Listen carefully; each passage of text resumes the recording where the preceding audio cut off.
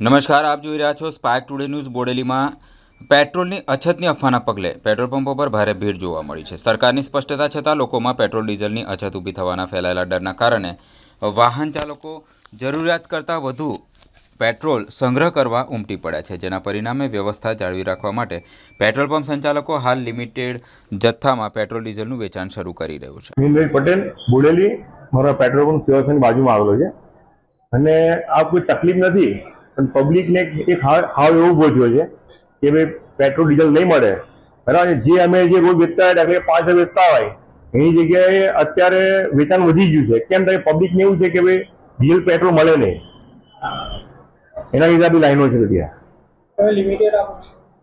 Limit કરી નાખવી પડી, કારણ કે એક વસ્તુ છે કે બીજી દિવસે ગાડી લાવવા માટે બી મારે હોવું જોઈએ ને, એટલા માટે મેં લિમિટ કરી નાખી. 100 રૂપિયા પેટ્રોલ આપીને ખાલી અત્યારે એવું છે.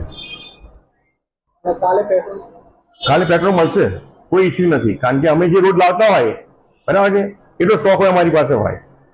અહીંયા અમે પેટ્રોલ ભરાવવા માટે આવેલા છે બાઇકમાં, કેમ કે આખા બજારમાં એ રીતની અફવા ચાલે છે કે ભાઈ પેટ્રોલ નથી મળવાનું, પેટ્રોલ નથી મળવાનું, એમ કરીને આવ્યા છે અત્યારે પુરાવા માટે. હવે અત્યારે કામગીરી એટલી બધી ચાલે છે કે અત્યારે પેપર ચેકિંગનો પણ ઓર્ડર છે, તો વારે ઘડીએ બાઇક લઈને જવું પડે છે અમારે.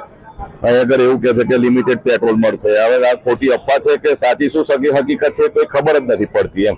અને આટલી મોટી આ લાઈન પણ તમે જોઈ શકો છો, પાછળ ઘણી મોટી લાઈન પડેલી છે. આ રીતની પોઝિશન છે. હવે આ યુદ્ધને કારણે છે કે શું છે, બીજું કઈ આગળ કઈ પ્રોબ્લેમ શું છે એ કઈ ખબર નથી પડતું. એકવાર પ્રશાસન એવું કહે છે કે પેટ્રોલ ને ગેસ તો પૂરતા પ્રમાણમાં જથ્થો ઉપલબ્ધ છે, તો પછી આ મુશ્કેલીનો સામનો કરવાનો કોને આવે છે? પ્રજાજનોને જ આવે છે ને. બસ આટલું કહીને હું મારી વાણીને વિરામ આપું છું. મારું નામ ભાવેશ પટેલ છે, સફાયર પબ્લિક સ્કૂલ બોડેલી. હું શિક્ષક છું પોતે.